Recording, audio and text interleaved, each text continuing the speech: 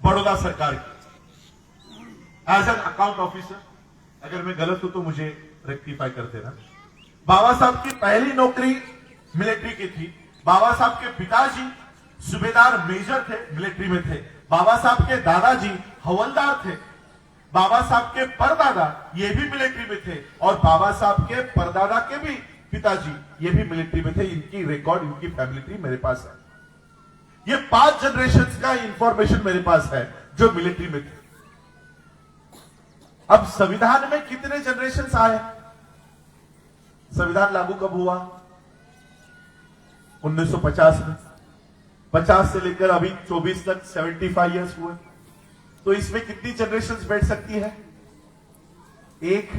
दूसरी तो एंटर कर रही है एक। बाबा साहब और उनकी फैमिली ट्री में 5 जनरेशन मिलिट्री में थी। मिलिट्री में थी इसका मतलब एजुकेशन भी ले रही थी, नौकरी भी ले रही थी। तो बाबा साहब ने सवाल किया कि हम 5 जनरेशन से नौकरी ले रहे हैं, एजुकेशन ले रहे हैं, तो इस एजुकेशन का इस्तेमाल, इस शिक्षा का इस्तेमाल, इस पगार का इस्तेमाल, इन पैसों का इस्तेमाल हमने अपनी खुद की व्यवस्था खड़ी करने के लिए क्यों नहीं किया? अंग्रेज हमारी बटालियन बंद करवाने तक हम चुप क्यों बैठे रहे? पढ़ाई मिल रही थी ना, तो उस पढ़ाई का इस्तेमाल खुद की व्यवस्था खड़ी करने के लिए क्यों नहीं किया?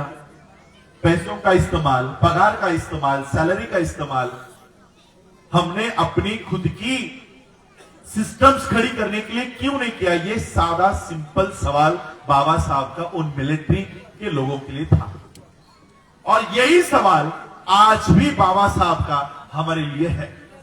संविधान की वजह से नौकरियां मिली, संविधान की वजह से डॉक्टर बन रहे हो, आईएएस बन रहे हो, आईपीएस बन रहे हो, एजुकेशन ले रहे हो। तो इस एजुकेशन का इस्तेमाल, इस सैलरी का इस्तेमाल खुद की व्यवस्था खड़ी करने के लिए क्यों नहीं कर रहे हो? ये सवाल हमारे लिए भी है, ये हमारे लिए सवाल है। जो एजुकेशन हमें मिल रहा है आज 2024 में, इस एजुकेशन का इस्तेमाल हम हमारे समाज की सिस्टम्स, हम हमारे समाज की व्यवस्था खड़ी करने के लिए क्यों नहीं कर रहे हैं? हम हमारे पगार का, हमारे सैलरी का इस्तेमाल हमारी इंडस्ट्रीज, हमारी बैंक्स, हमारे ये सारे सिस्टम्स खड़ी करने के लिए क्यों नहीं कर रहे? ये सवाल हमारे लिए भी है। और इसलिए हमें अपनी व्यवस्था खुद करनी होगी। ये व्यवस्था, ब्राह्मणिकल सिस्टम इस देश में संविधान को ज्यादा देर टिकने नहीं देगी। और ऐसा नहीं कि ये व्यवस्था, ये 2014 से मोदी आए हैं तभी ये हो रहा है, उससे पहले भी यही हो रहा था। हमारे लिए मोदी, गांधी सब सेम ही है, कोई अलग अलग नहीं है। एक सांप है तो एक नाग है। ये मान्यवर काशीराम जी ने तभी डिक्लेयर करके गए थे, तभी डिक्लेयर करके गए थे। और इसलिए इन लोगों से बचने के लिए हमें अपनी खुद की व्यवस्था खड़ी करनी होगी। आज वो पीछे काउंटर पे बाबा साहब की किताबें रखी, बताइए हमारे नेक्स्ट जनरेशन को बाबा साहब क्या पता है? कोई टीवी चैनल पर बाबा साहब की सीरियल चलाई जा रही है? नहीं। मोदी के ऊपर 4-4 पिक्चरें बन गई। आने वाले समय में मोदी को 6 हाथ लगाकर वही महापुरुष, वही देवता बताया जाएगा। वो खुद भी कहता है कि मैं अवतार हूं। तो आने वाले समय में बच्चों के लिए कौन अवतार होगा? मोदी। यही होगा, क्योंकि उनके सामने तो वही दिखाया जाएगा। तो हमारे स्कूलें तैयार कीजिए, छोटी सी जगह लीजिए, वहां पर हमारे बच्चे जाए, जहां पर वो बुद्ध के बारे में सीखे, बाबा साहब के बारे में सीखे, गुरु रविदास जी के बारे में सीखे, संत कबीर के बारे में सीखे, महात्मा ज्योतिबा फुले के बारे में सीखे, सावित्री ज्योति के बारे में सीखे। आज हमारी बच्चियों के लिए शिक्षा की देवी सावित्रीबाई फुले नहीं है, सरस्वती बन गई है। जिस सरस्वती ने किसी स्कूल में, किसी कॉलेज में कभी पैर तक रखा नहीं गया होगा, वो एजुकेशन की देवी है। और जिसने एजुकेशन के दरवाजे खोले, गोबर लोगों के खुद के ऊपर झेले, पत्थर खाए, उसको एजुकेशन सिस्टम से भी निकाल दिया। इसलिए हमारी खुद की व्यवस्था हमें खुद खड़ी करनी होगी। इनको डर है। संविधान जब इस देश में ज्यादा देर तक रहा तो सोचो, मैं कभी कभी सोचता हूं कि हमारे गुजरात का एक आईपीएस ऑफिसर, उसको घोड़ी पर बैठने नहीं दिया गया। हमारा राजस्थान का एक बच्चा, उसको घड़े को हाथ लगाया तो इतना पीटा कि उसकी मौत हो गई। सोचो, संविधान इस देश में लागू है तब यह हाल है। ये सब कब की घटना है? मैं 100 साल पुरानी घटना की बात नहीं कर रहा हूं, 2 साल या 4 साल पहले की घटनाओं के बारे में बात कर रहा हूं। उत्तर प्रदेश में एक युवा ने मूछें रख ली तो उसकी हत्या हो गई मूछ रखने पर। यह सब कब हो रहा है? जब संविधान इस देश में लागू है तब। सोचो, जब संविधान हट जाएगा तब क्या होगा? जब संविधान इस देश में लागू है तब वो हमारे ऊपर इतना अत्याचार कर रहा है। जब इस देश का संविधान हट जाएगा तब कहां जाओगे, क्या करोगे? और इसलिए आज ही हमें इकट्ठा होकर अपनी खुद की व्यवस्थाएं तैयार करनी है। हमें एक ऐसा देश तैयार करना है, हमें एक ऐसी व्यवस्था तैयार करनी है कि इस देश में चाहे नरेंद्र मोदी प्रधानमंत्री बने, चाहे राहुल गांधी प्रधानमंत्री बने, हमें किसी के भी चौखट पर जाने की नौबत ना आए। ऐसी व्यवस्था हमको खुद की करनी पड़ेगी। तब जाकर बाबा साहब का प्रबुद्ध भारत का सपना तैयार होगा। कोई भी प्रधानमंत्री बने, हमें तुम्हारे चौखट पर आने की कोई जरूरत नहीं है। चाहे वो एजुकेशन के लिए हो, नौकरियों के लिए हो, सैलरी के लिए हो, किसी भी चीज के लिए हो, हमको अपनी व्यवस्था खुद करनी होगी। ये हम लोगों को इस देश के संविधान के माध्यम से जब तक ये अधिकार मिले हैं तब तक कर लेना चाहिए। जब संवैधानिक अधिकार हटा दिए जाएंगे, देखो परसों में जयपुर में था, मेरी इंस्टा पर, फेसबुक पर मैंने वो प्रेस की, हिंदुस्तान टाइम्स की, इंडियन एक्सप्रेस की, द प्रिंट की खबरें भी डाल दी। क्या खबर डाली? कि अगर मस्जिद के नीचे तुम लोग मंदिर ढूंढने का काम करोगे तो हम भी मंदिरों का इन्वेस्टिगेशन करेंगे। पहला इन्वेस्टिगेशन होगा तिरुपति बालाजी का, दूसरा इन्वेस्टिगेशन होगा सोमनाथ मंदिर गुजरात का। ये हमने प्रेस कॉन्फ्रेंस ली, पिटीशन तैयार की। अब कल खबर यह आई है कि सुप्रीम कोर्ट ने कहा अब किसी भी मंदिर का इन्वेस्टिगेशन नहीं करेंगे, किसी भी मस्जिद का इन्वेस्टिगेशन नहीं करेंगे, क्योंकि उनको डर लगने लग गया कि अगर हमने मस्जिद खोल दिए तो ये कल को हमारे मंदिर खोलेंगे। आज अगर हमने इनका एक मस्जिद खोला, हमारे 100 मंदिर ये लोग लेके जाएंगे। इसलिए सुप्रीम कोर्ट ने आज ऑर्डर दे दिया कि इन्वेस्टिगेशन ही नहीं कर रहे, कोई भी इन्वेस्टिगेशन नहीं होगा, मस्जिद का भी नहीं, मंदिर का भी नहीं। तो जैसे ही हम अपने अधिकार मांगने के लिए खड़े होंगे, ये कानून बंद करेंगे। तो जैसे ही हम अपनी यूनिवर्सिटीज तैयार करने की बातें करेंगे, ये कानून बंद कर देंगे। जैसे ही हम अपनी बैंक्स, अपनी नौकरियां, अपने इंडस्ट्रीज खोलने की शुरुआत करेंगे, ये संविधान को बंद कर देंगे। इसलिए जब तक संविधान है तब तक हमें ये काम कर लेना चाहिए, जब तक हमें अधिकार है तब तक। और इसलिए ये काम हम लोगों को करना है। मुझे 3 घंटा और ट्रैवल करना है और मुझे एयरपोर्ट पहुंचना है। मैं जाते जाते इतना ही कहना चाहूंगा कि ये संविधान से इतनी नफरत क्यों करते हैं, क्यों हटाना चाहते हैं? और ये मैं नहीं कह रहा हूं, काल्पनिक नहीं है। आनंद हेगड़े नाम सुना है, याद आ रहा? वो ऑफिशियली ये कहकर वोट मांग रहा था कि हमें 400 पार जाना है। क्यों? क्योंकि 400 पार जाने के बाद ही हम भारत का संविधान हटा सकते हैं ऑफिशियली। कोई मैं मनगढ़ंत कहानी नहीं बता रहा हूं। संविधान हटाने के लिए ही इलेक्शंस लड़नी है, ये उनके मिनिस्टर्स कह रहे थे। क्यों हटाना है? ऐसा क्या है संविधान में? मैं जाते जाते बाबा साहब का और एक प्रश्न कहकर अपनी बातों को विराम दूंगा। 25 नवंबर 1949 को बाबा साहब अंबेडकर जी का संविधान सभा का आखिरी सेशन चला। बाबा साहब का स्पीच हुआ और 26 नवंबर 1949 को वो सारी फॉर्मेलिटीज हुई और वो संविधान हैंडओवर किया गया। बाबा साहब ने वो संविधान तैयार करके भारत को सौंप दिया। ये सौंपने के बाद बाबा साहब अपने दिल्ली के अलीपुर रोड के बंगले पर चले। कुछ मेरे लिए सुझाव है? बाबा साहब अपने घर पर गए, निश्चिंत होकर वो अपने आराम कुर्सी पर बाबा साहब बैठ गए। बैठने के बाद बाबा साहब ने अपनी आंखें बंद कर ली और पता नहीं कुछ सोच में डूब गए। तो सोचते सोचते बाबा साहब के आंखों से आंसू बहने लग गए। बगल में नानाचंद रत्तू खड़े थे। रत्तू ने देखा कि बाबा साहब रो रहे हैं। अब रत्तू जी की यह हिम्मत नहीं हो रही थी कि बाबा साहब को उठाऊं और पूछूं कि बाबा साहब आप क्यों रो रहे हो।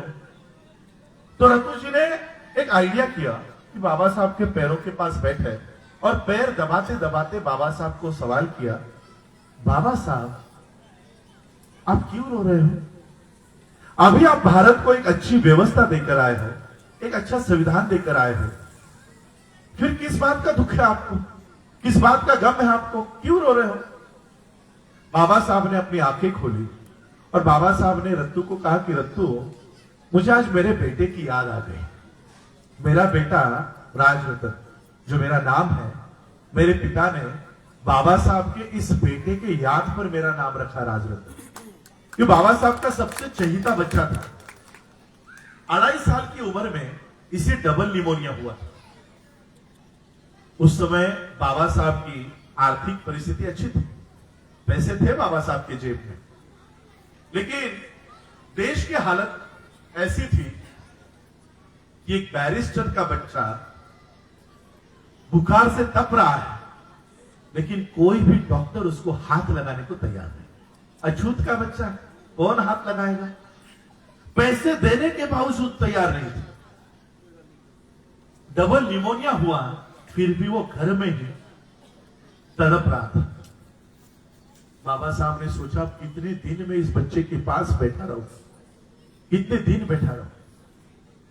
घर चलाने के लिए कामकाज करना जरूरी है। तो बाबा साहब के पास जो केसेस आते थे, उस केस के लिए बाबा साहब निकल गए। बाबा साहब अपना बुखार से तपता हुआ बच्चा घर पर छोड़कर हाईकोर्ट के लिए गए। हाईकोर्ट में बाबा साहब अपना काम कर रहे थे।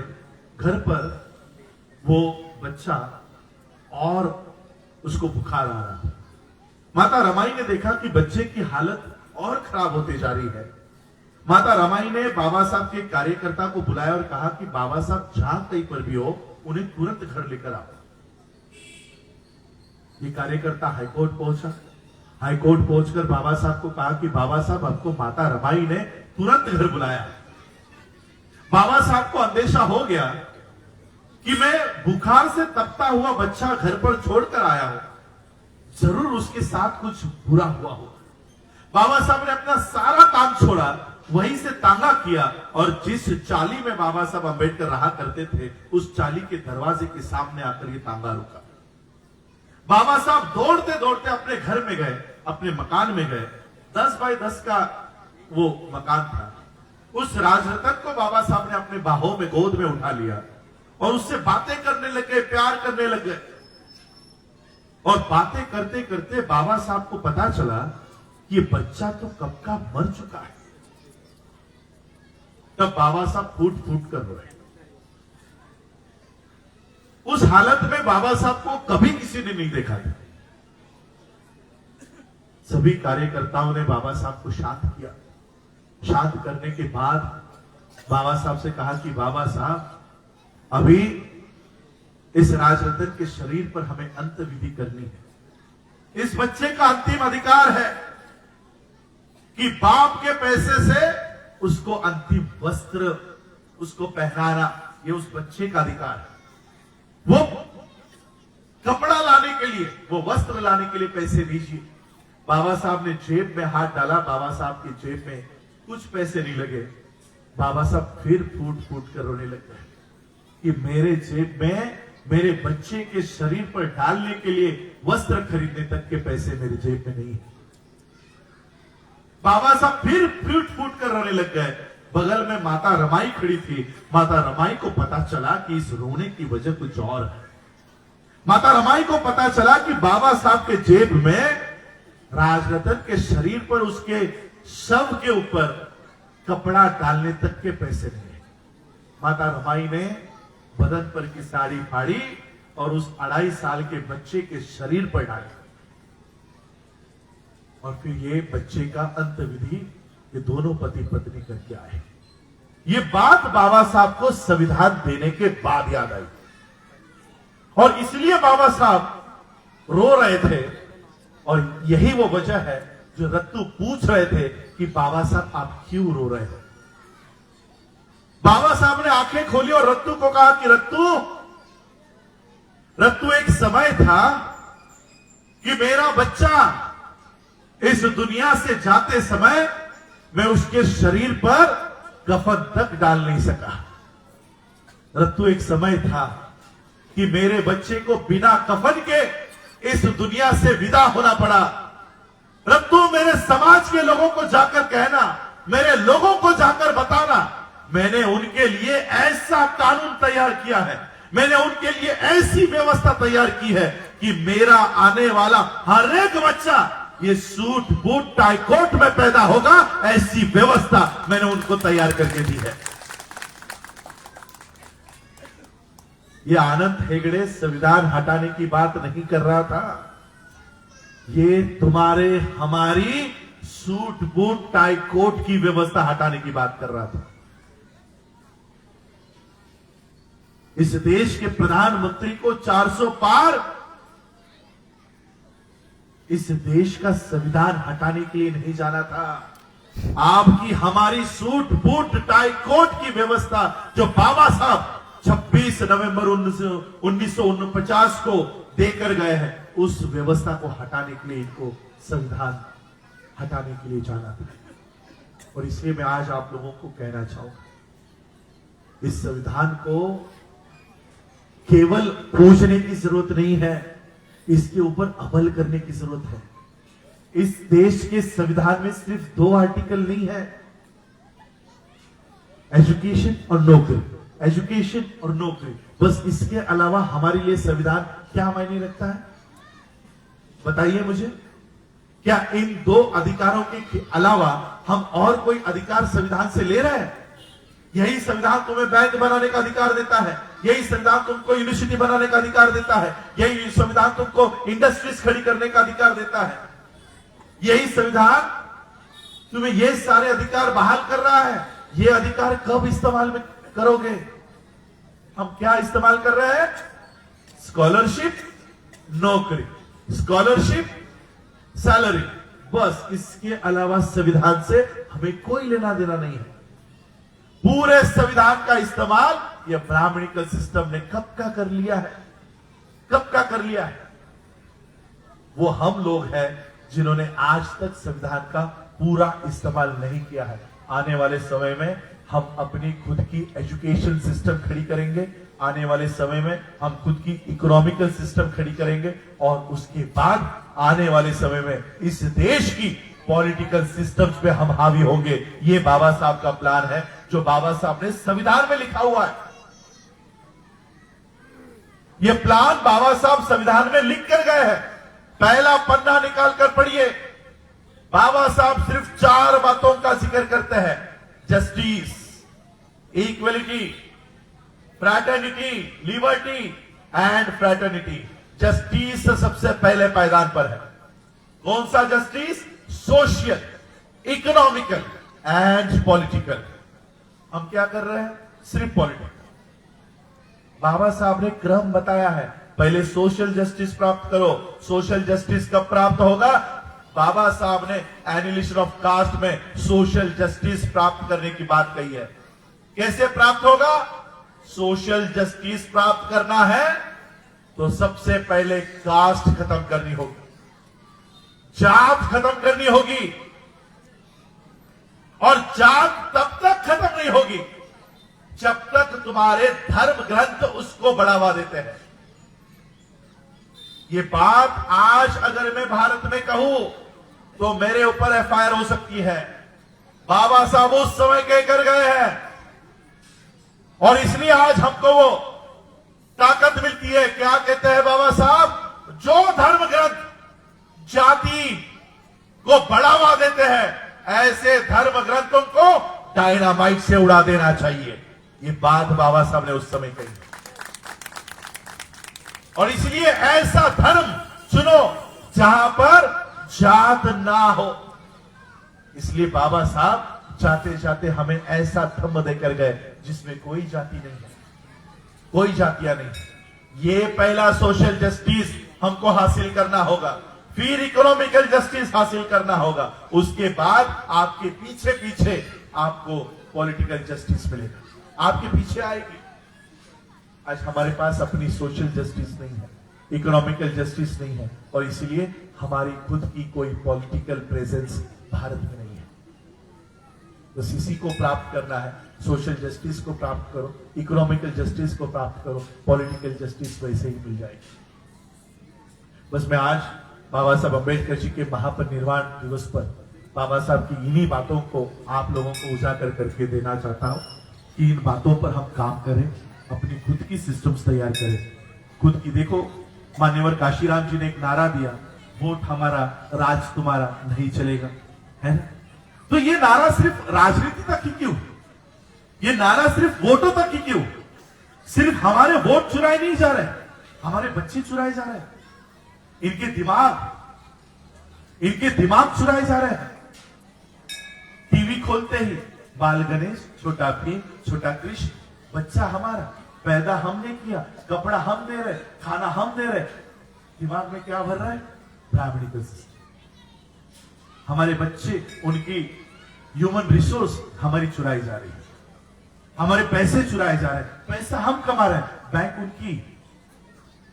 और इसलिए मान्यवर काशीराम जी का नारा मैं हर क्षेत्र में लगाया है, सिर्फ वोट हमारा राज तुम्हारा नहीं, नोट हमारा और बैंक तुम्हारा नहीं चलेगा। अगर नोट हमारा है तो बैंक भी हमारी होगी।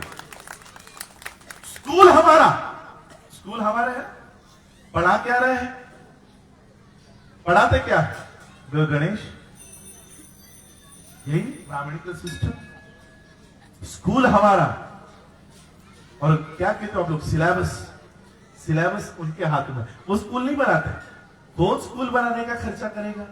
कौन पढ़ा के 40-40 मिनट तक एक लेक्चर, दिन पूरा दिन कौन खड़ा रहेगा?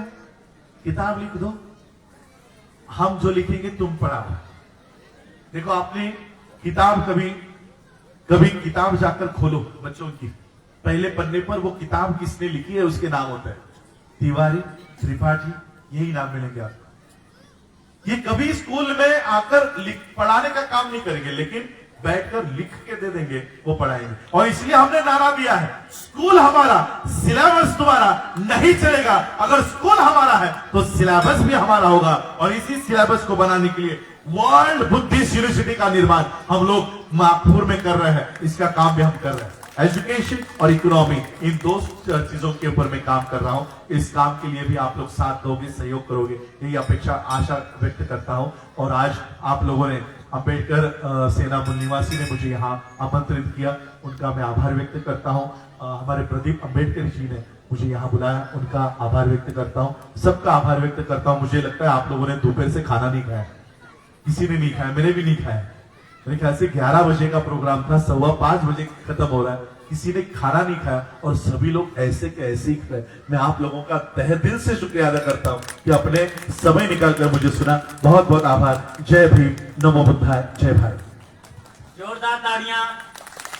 ये बाबा साहब अंबेडकर दे पड़पोते राय रतन अंबेडकर जी, और जिन्होंने अपनी बेहतरीन गलबात समझाया, दसिया कि जिन्होंने एक्सपीरियंस है ਜਾਂ उनकी समझदारी है ज्यादा ना बोलते हुई अगे अं लेट हो चुके थे। और इहदे बाद मैं अंबेडकर सेना मूल निवासी की पूरी टीम की मंच पर बुलाना चाहता और जन जागृति मंच के संजय और गिन्नी होने की बुलाना चाह और ਉਹਦੇ कने ਚੱਕ ਦੀ टीम ਜਿਹੜੀ है अंबेडकर सेना मूल निवासी की ਚੱਕ ਦੀ टीम, वो सारी टीम ऊपर आए और अपने तरफों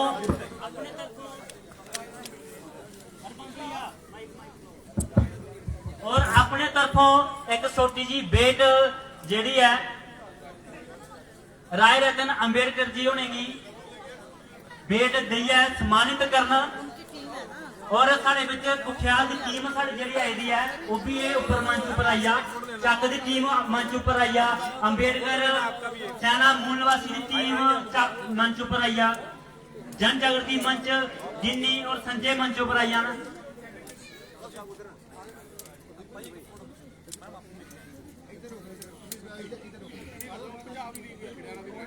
और इहदे कन्नै कन्नै ते पंजाब की टीम जिहड़ी है अंबेडकर सेना मूल निवासी फगवाड़े की टीम है वो भी आई जान और अपनी तरफों भेंट दिंदे हुए राय रतन अंबेडकर जी होने की सम्मानित करना।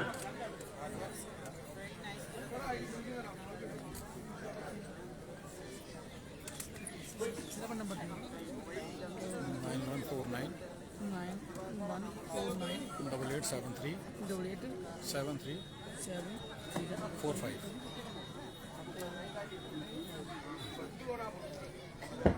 इसके बाद भीम आर्मी ने बुलाना चाहूंगा कि वहां और छोटी जी भेंट राज रत्न जी होने की क्या देनी है।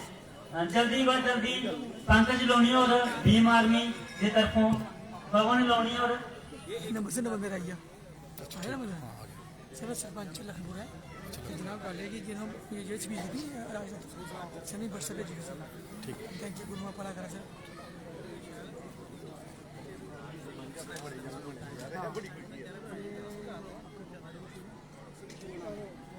इसके बाद मैं प्रिंसिपल जसपाल आईटी खजूरिया होने की सुशील गुप्ता होने की और डॉक्टर हेमराज होने की मंच पर बुलागा के आन और चंचल मल होने की। इसके बाद मैं प्रिंसिपल जसपाल आईटी खजूरिया सुशील गुप्ता और डॉक्टर हेमराज होने की बुलाना चाह।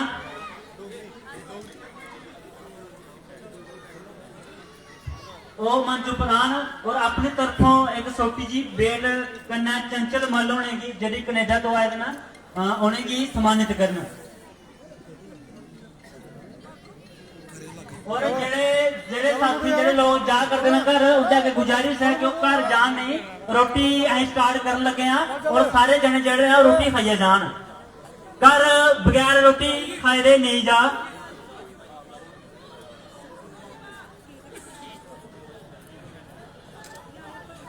सुदन और जी जिथे भी साढ़े आवाज सुना रहे मैं उन्हें बुलाना चाह के वो आन मंच पर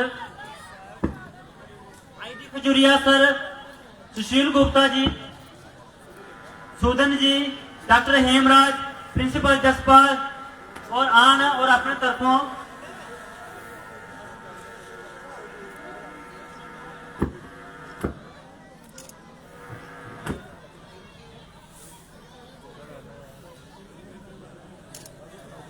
इसके बाद मैं एसपी अजीत डोगरा होने की बोधराज सरपंच होने की और लोकनाथ होने की बुलाना चाहूंगा कि वो आन और अपने तरफों एक छोटी सी भेंट केवल कृष्ण होने की दैया सम्मानित करना।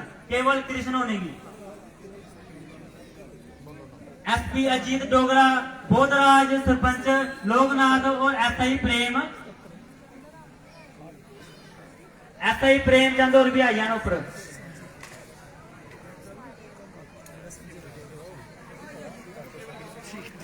ठीक है कल